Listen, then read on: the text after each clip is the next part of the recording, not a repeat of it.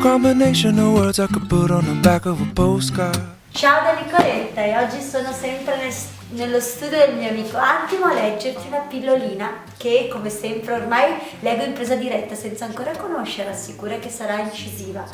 Le stagioni della vita.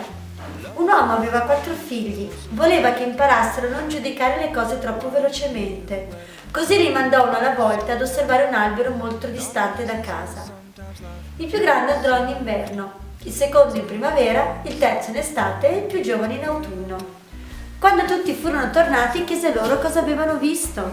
Il grande disse che l'albero era brutto, spoglio e ricurvo. Il secondo disse che era pieno di gemme e promesse di vita. Il terzo non era d'accordo. L'albero era pieno di fiori, profumato e bellissimo. Era la cosa più bella che avesse mai visto.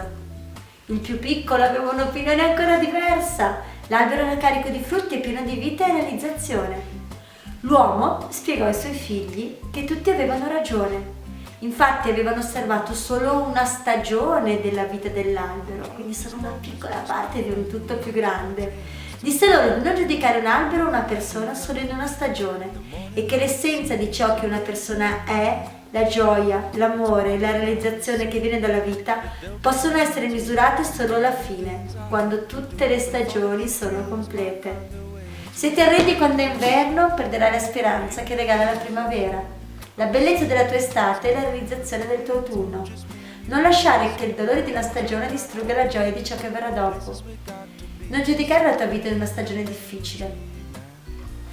È bella questa metafora, la uso spesso ai corsi perché se una persona è consapevole che ci sono le stagioni, cosa accade, cosa succede?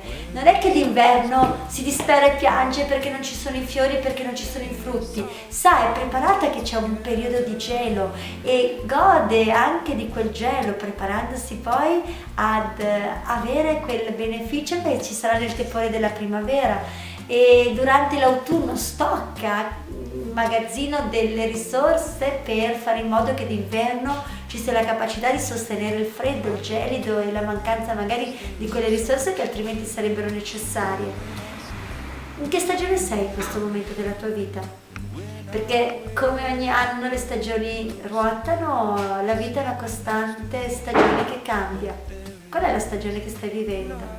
E in questa stagione cosa puoi fare per fare in modo di viverla pieno e di prepararti per le stagioni future che comunque verranno?